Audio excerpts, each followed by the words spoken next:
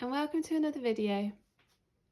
This week I'm sharing 5 tips that I use when I'm stuck on what to do next with a painting to get that creative spark going again. So I've had this panel sitting in the studio for a while now, and the initial layers are down, but then I became a bit stuck with it. There are some areas of mark making that I really love and the colour palette is working well for me, but I was unsure where to go next.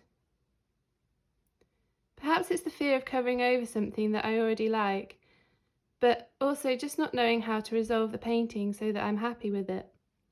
I'm going to share and demonstrate what I usually do when I get stuck on a painting, and I hope these exercises will be useful if you need a little inspiration too. The first thing I look at is the value range in the painting, and to do this I'll take a photo on my phone and change the image to a grayscale setting. So if we do that here,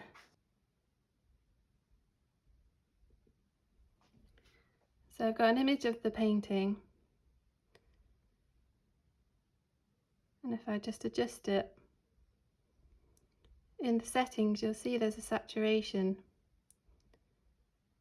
and if I turn that right down to grayscale, then you can really see the values of the painting. It allows you to see how dark the darkest areas are and how light the lightest areas are.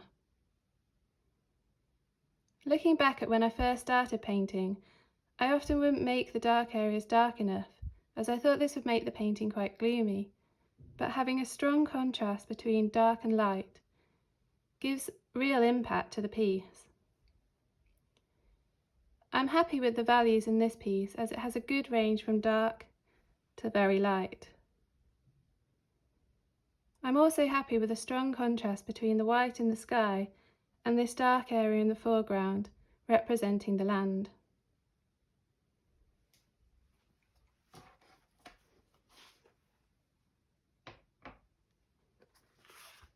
So if I go to an older piece, for example this one in my sketchbook, I'll show you the grayscale of that.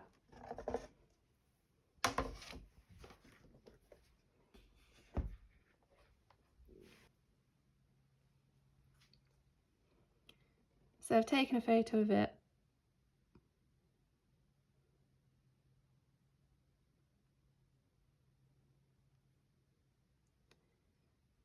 So yeah, the value range isn't as wide, and these darker areas of the tree lines need to be made darker, and there need to be more lighter areas in the sky, just to add a bit more contrast, as it's all quite the same tone.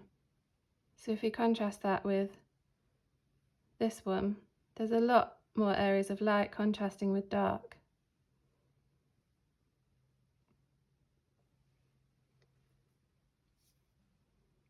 I think I've become quite good at value ranges now, and add a lot more contrast into my pieces, but I was only able to do that by doing this exercise over and over again and practicing and noticing. Next I'll look at composition, and this is something I want to work on in this piece. So consider the shapes and visual mass in your painting. Are all the shapes too similar? A variety of different shapes is more interesting and moves the eye around the composition. In this painting there is one large diagonal shape, and originally this was intentional, to depict the movement and tension and to capture strong winds moving down and across the moorlands. But looking at the piece from a distance, I realise it needs balancing a bit more to improve the composition. To do this, I like to use cut-out shapes from scrap pieces of paper that I've been cleaning my brush on, or old paintings that I'm not going to use. And so I'll cut some shapes out of this composition and place them onto the panel to see what effect this has on the composition. And it's a good way to do it without committing too much. So if I was to paint on this, there's no going back, but collaging pieces on top will allow me to move them around and see how that affects the composition. So if we try that with this, I'm going to try and introduce some of this dark area, and I think I want to balance it by introducing another diagonal this way.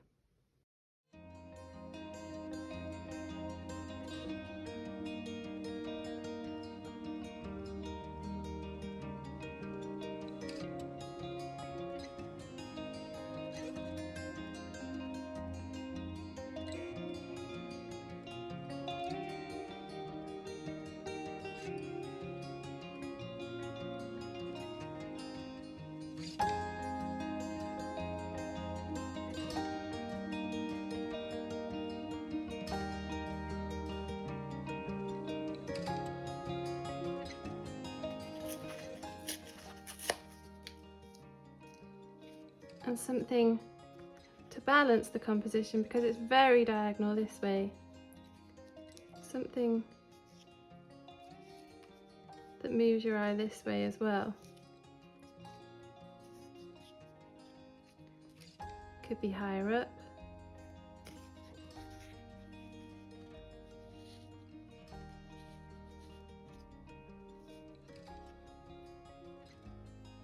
See, I quite like that where the land's zigzagging down the piece, but I might have to pick an alternative colour for that.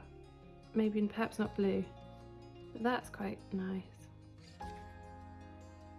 Adding more emphasis to this. Don't think that works because that's still emphasising one big block.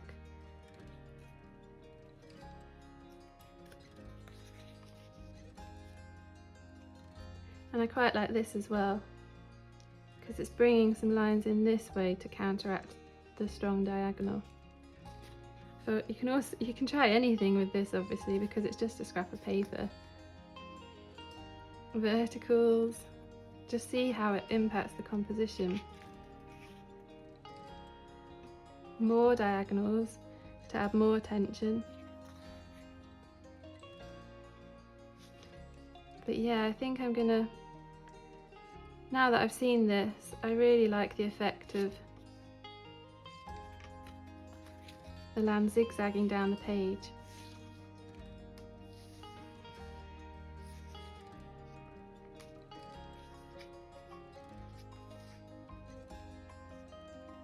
So I think perhaps something even like that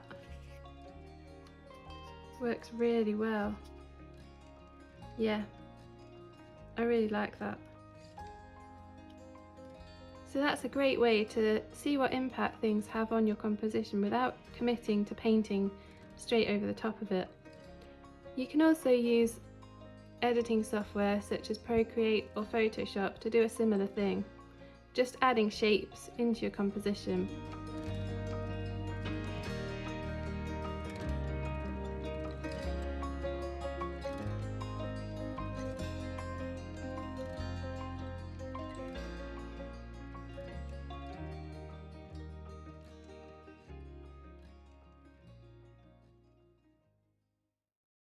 So that's how I think I'll proceed in changing the composition, because I think this extra diagonal contrasting with this really balances it out.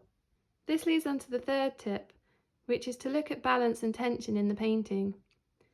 Is there colour harmony, or could you add a contrasting colour in to add some tension and interest? In this painting, the complementary colour to this deep burgundy is green, so I'd like to introduce some pale green in the sky, perhaps just along the horizon line to really draw your eye into that focal point. So that's another thing to notice, is there a focal point? You may want to balance the painting all over so that there isn't any one focal point and your eye will just move across the whole painting. Or you may want to increase tension and contrast in a specific area to draw the eye into a focal point. So I think I'm going to try, I don't want the focal point to be dead center, so make it a bit more off center. I think this is naturally becoming quite a focal point. So I think if I want to add more tension and contrast to that, adding the complementary colour to this burgundy and placing it just along the horizon line here will really draw your eye in. And this painting was based on an initial study sketch which had these areas of pale green in them, and they really worked well when contrasting with the reds and burgundy colours. So I want to get some of these colours back into this piece, the yellow ochres as well, although I have got some areas of mild sort of yellow ochre. I want to make those pop a bit more. So it's really helpful to look back at sketches as well to perhaps see what you might want to introduce back in. So I've got another piece of paper that I've just been cleaning my brush on really, with this pale green colour on it. So adding this into this area to add more of a focal point I think will work nicely.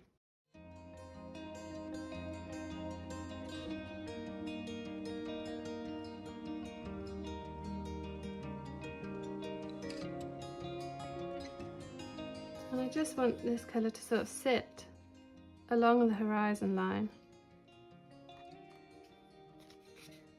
Obviously, once I come to painting it, I'll be able to blend these shapes in a lot more easily.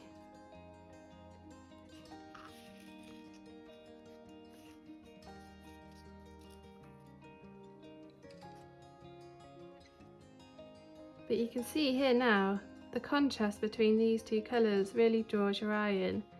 If I actually overlap it onto that. I think that could look really lovely. And to perhaps introduce some of the green shades elsewhere, but very subtly, just to tie it in.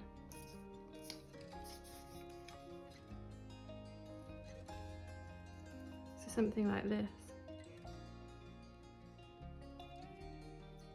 So I think in terms of composition, balance and harmony, I think that's working very well to make some adjustments to the piece. So I'll take a photo of that and keep it as a memory for when I'm working on the piece next.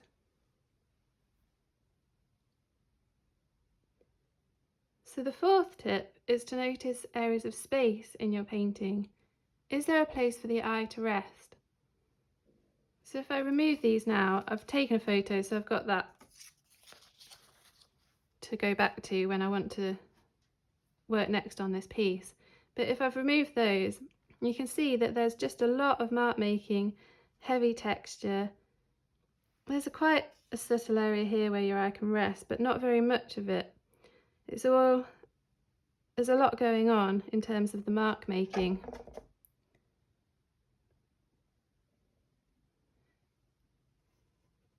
You can see that a bit more closely. So I'd like to introduce an area of large brush strokes with less texture perhaps in this top left hand corner. That would also perhaps remove this dark area of blue, which is a very similar shape to this area of blue over here, and I don't want too many shapes that are the same sizes. So balancing this area out with large brush strokes, less texture, less mark making in this area gives the opportunity for the eye to rest. And for the final tip, is the painting consistent with your style? And more importantly, do you like it? Is there anything missing, like a certain line, splatter or mark that you usually do that you haven't included? This piece has some strong directional line work, a few splatters of paint, soft blurred edges against harsher, sharp edges, and a warm colour palette, all of which is consistent with my style. I think it's certainly moving in the right direction, but just adding those few changes to the composition and adding a different colour in, this pale green colour especially, and the pops of vibrant yellow. I think that will really improve the painting, and it's great now that I've done those exercises that I have a route forwards with it. I'm not so stuck, and I'm quite excited to get on with making the adjustments and seeing how that improves the whole painting. So I really hope this was useful for a few tips on what you can do when you're stuck with a painting. Let me know if you have any tips in the comments below. I would really love to hear them. And once again, thank you so much for watching. See you next week.